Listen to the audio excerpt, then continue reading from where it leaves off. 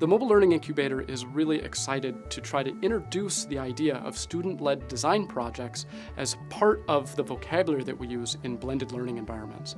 We really believe that whoever does the work is the one that's going to do the most learning.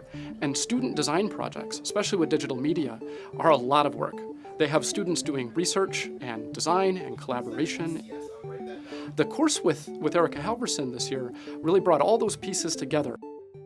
So the class is called Digital Media and Literacy. It's an undergraduate class in the Department of Curriculum and Instruction.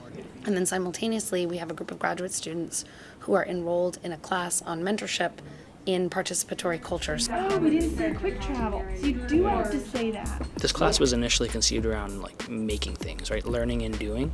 So that's tied to sort of situated and sociocultural theories of literacy that you see in new literacy studies.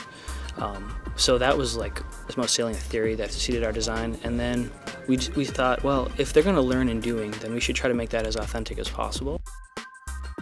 We look to informal cultures of learning that Henry Jenkins describes and Mimi Ito describes. And so we said, how can we take some of these features and blend our formal design, our formal learning environment with these informal spaces of learning? Can you guys play together? All right. I think the greatest affordance of having students use ARIS is that there's nothing like it. It's a completely unique tool. It's a completely unique experience for students because they can build something that results in a mobile app. There's a lot of time investment that goes into doing a class like this where kids are making something with new technologies.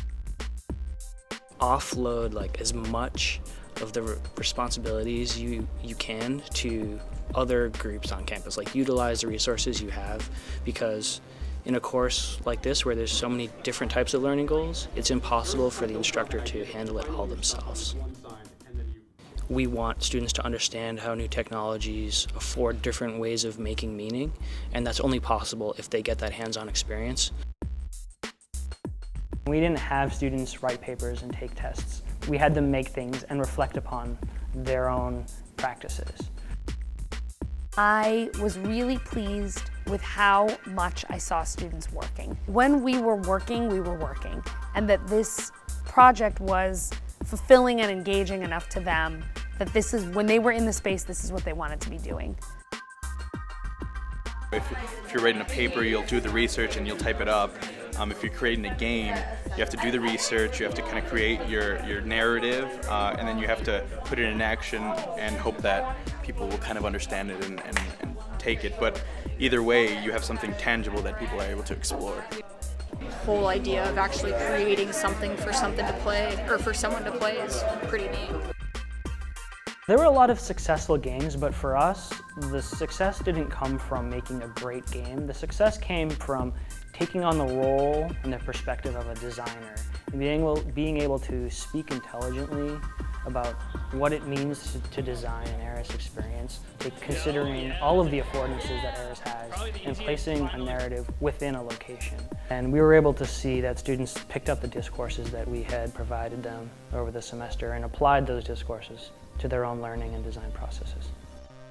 The work with Erica Halverson's class hasn't finished yet. We're doing it again in this coming spring in 2014, and we're going to be using the data from the old class as well as the new one to continue iterating on how to facilitate these learning through design activities.